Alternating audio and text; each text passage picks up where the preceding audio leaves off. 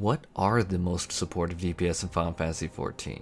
Over the past few months, I've actually gotten this question a fair bit, and it seems to have resurfaced again, and I figured, why not answer it now? Especially because recently I've done a 7 reasons to play each of the 4 jobs I'm going to focus on recommending here in this video, so check those out if you want more details on them. But on the note of supportive, if you like this content and you want to help support me, I would super intensely appreciate if you considered throwing a giant beefy support at that beautiful like button and cat daddying that subscribe button. The algorithm is a curse. But when we're talking about the topic about what is the most supportive DPS in Final Fantasy XIV, that requires me to, in good faith, mention 2 fundamentals about Final Fantasy XIV's job design. First thing about the notion about support DPS is that every DPS is expected to contribute some form of utility. This is definitely going to include even the so-called selfish DPS. Every class in 14 belongs to a role such as magical ranged, or melee, or physical ranged, and it has role actions that all of the classes in that role share. Magical ranged are going to have Addle, which lowers the damage the boss does.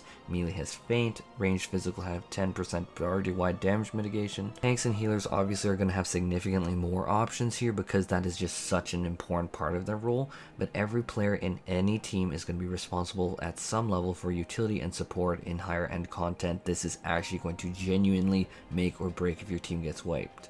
To translate it quite directly, you cannot heal back from 0. The second thing is that all the jobs in 14 are really tightly balanced. For all discussions here, we're going to really talk about a metric called RDPS, which is what I favor on my channel. It's going to be a metric that is going to factor in all the damage that you contribute, both from your own skills and from the buffs that you give teammates. So things like technical stuff from Dancer, devilment from Dancer, battle voice from Bard, you're going to be looking at battle litany from Dragoon, all of that's lumped together in RDPS. Without going into too much detail here and bloating this point, Dancer is the current lowest RDPS at medium, with the Samurai being the absolute highest of all DPS at the median.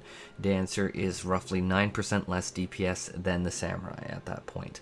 But a more realistic comparison is really comparing within the same role, where Dancer is only 1.5% less RDPS at the median than the Machinist, who's currently in the lead. So now with those 2 fundamental pillars out of the way, I'm going to now try and address the question of what is the most supportive DPS in Final Fantasy XIV. And there are going to be 2 aspects to this idea. Are you meaning to support in terms of buffing allies' damage? Or are you meaning in this case support as in other forms of utility above and beyond just damage, like combat revives or healing? First up, let's tackle the damage component. In the second point, we showed our DPS and explained that's buffs plus personal damage, and that all the jobs are roughly balanced, at least in their own role.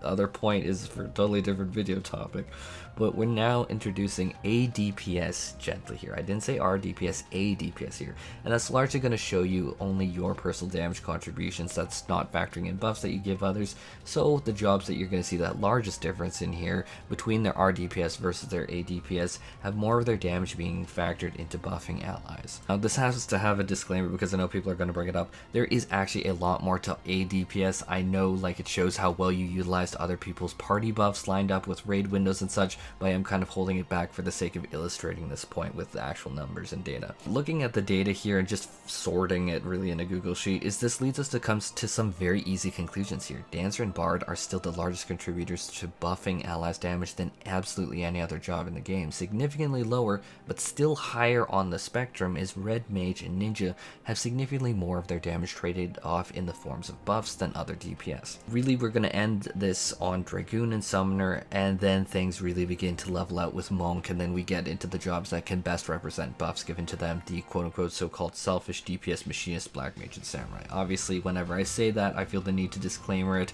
Selfish DPS means absolutely nothing. It's a stupid term.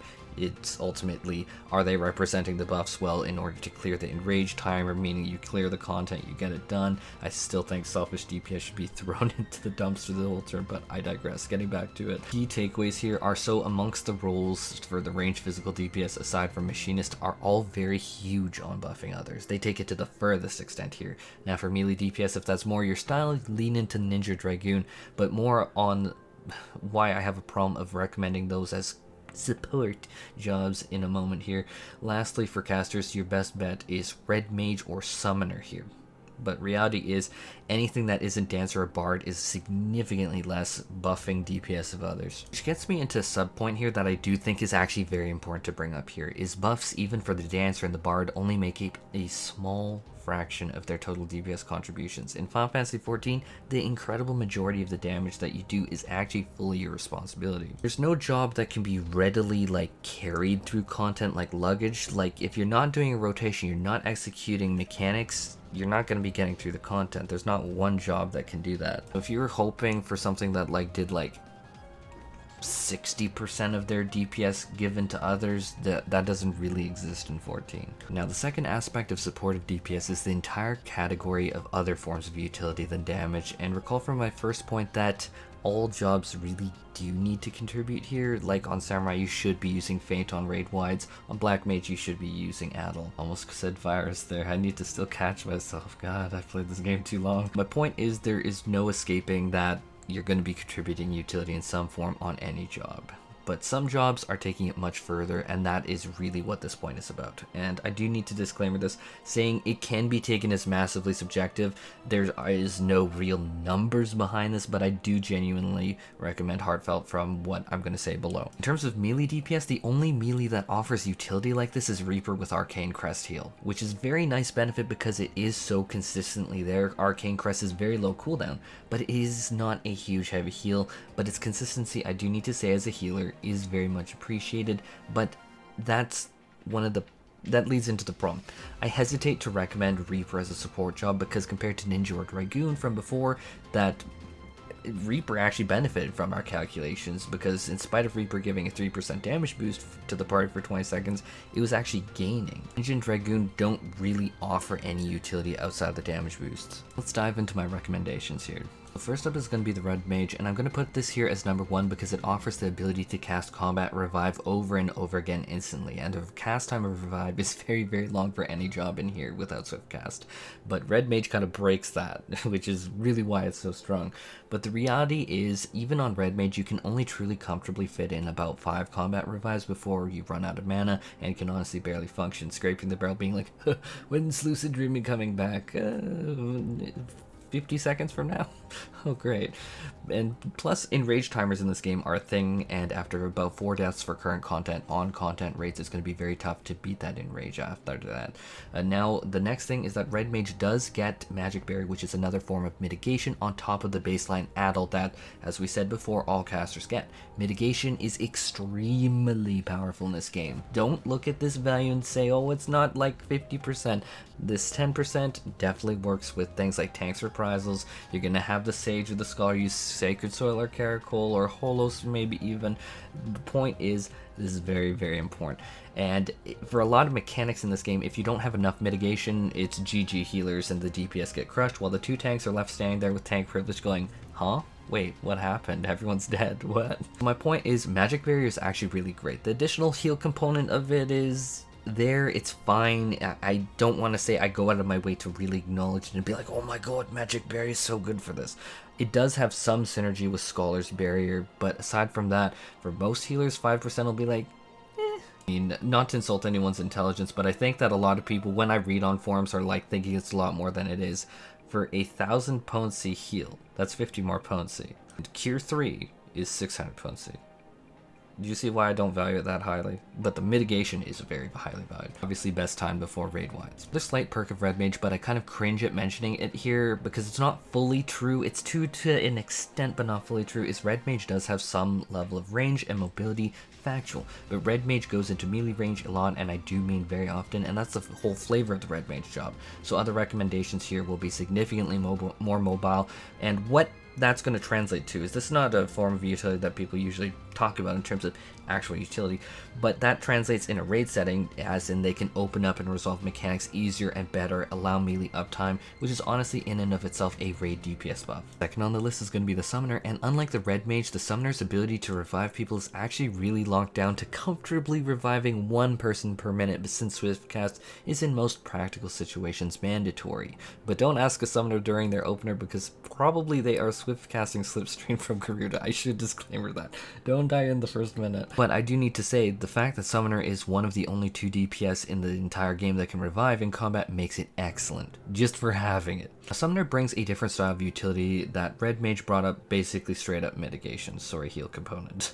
But Summoner instead insanely, how to say it, it drops such an insanely huge, beefy amount of totally free healing using Phoenix. It has 700 potency of AoE healing and then 1400 potency of single target healing, which does stack, so you get a tank supercharged at roughly 2100 potency of healing, and this happens at least every 2 minutes, but with spell speed Summoner, like with what I run, it does happen even more often than that. And I'm gonna disclaimer here, I do not back down from saying mitigation checks are a thing in harder content, because they obviously are. That would be stupid for me to say, but these are things that you can plan for as a healer and as someone who's playing Scholar Sage and has for like almost a decade. Well, obviously not Sage, you know what I mean.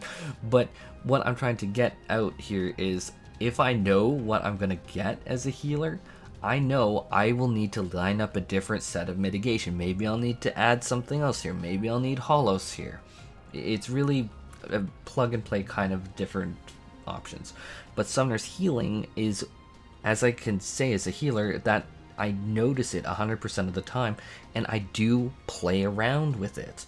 When I really noticed it at first, this particular expansion, this particular prog, was in P2S prog, where people needed to line up on the edges and took huge damage. Phoenix after that basically healed up the damage, and I could comfortably sit on my cooldowns. Now, to end the Summoner talk, is that this mobility for Summoner compared to Red Mage is significantly more mobile, yet Summoner does need to go into melee range for Ifrit once every minute, and that is relatively far less often, and they can basically get right back out.